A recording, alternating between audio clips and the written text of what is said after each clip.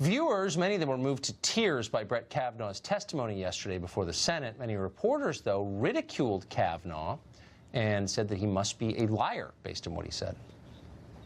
Nobody buys that who went to high school. He sounded like a terrible liar. I have rugs that lie less than Brett Kavanaugh.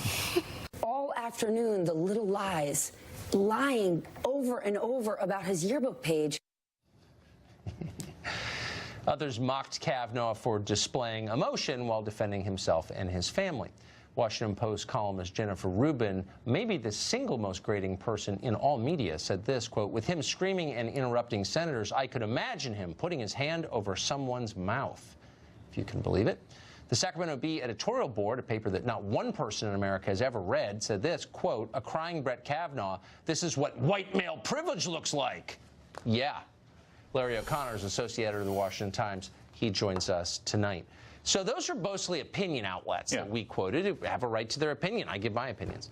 But you saw reporters who were supposed to be covering this, were supposed to be objective, weighing in immediately. Weighing in immediately and falsely. Katie Tur, MSNBC, a bona fide star reporter over there, said that none of the Republicans offered an apology to Dr. Ford and yet offered an apology to Brett Kavanaugh. And of course, none of the Republicans actually interviewed Dr. Ford. An apology for what? For or sympathy to them for what she had gone through, what she had to endure to come to the committee hearing, and also, I guess, for the alleged sexual assault from all these years ago. Not that they were personally apologizing, but just expressing sympathy to them. But of course, Chuck Grassley, the chairman, he was the only one who actually spoke with Dr. Ford during the interview, and he did, in fact, offer his sympathy. But that's just one example. So I used to think the that the press was liberal, right?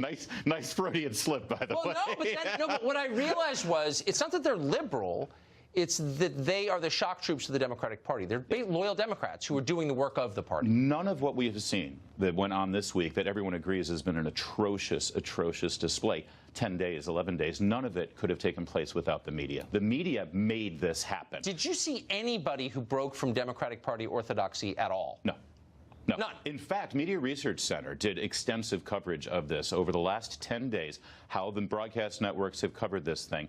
300 and some odd minutes of coverage. 4% gave Kavanaugh enough coverage actually to say that Kavanaugh had denied these reports. 1% actually said that there were corroborating witnesses that backed up Kavanaugh. The overwhelming amount of coverage was sympathy for Dr. Ford and showing, you know, the various allegations against Kavanaugh. Do you think they feel guilty doing unpaid PR work for a political party? I think it's ingrained at this point. I really don't know. And listen, we've been in these newsrooms before, and you know how the conversations go. There's nobody in those rooms who will step up and say, wait a minute, there's actually another part of this story. They're taking for granted that Dr. Ford is telling the truth, that these allegations did happen. And listen, could be telling the truth. They could be. But we as objective journalists, or they as objective journalists, I'm an opinion guy like you, they're supposed to be looking at the entirety of this story. They're just hacks. If Dr. Ford is not telling the truth, if Judge Kavanaugh is in fact being genuine in his testimony, they are willfully ignoring 50% of this story. No, it's totally true.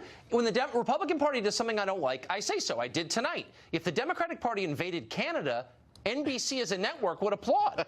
By the way, there's all these other allegations. Sorry, they're telling me I've got a hard. I could talk about this forever with you. So can I. Because it enrages me. Larry, thank you. Thanks, Tucker. After spending 2 weeks calling Kavanaugh a rapist, the left now says he has a temperament problem for being annoyed by that.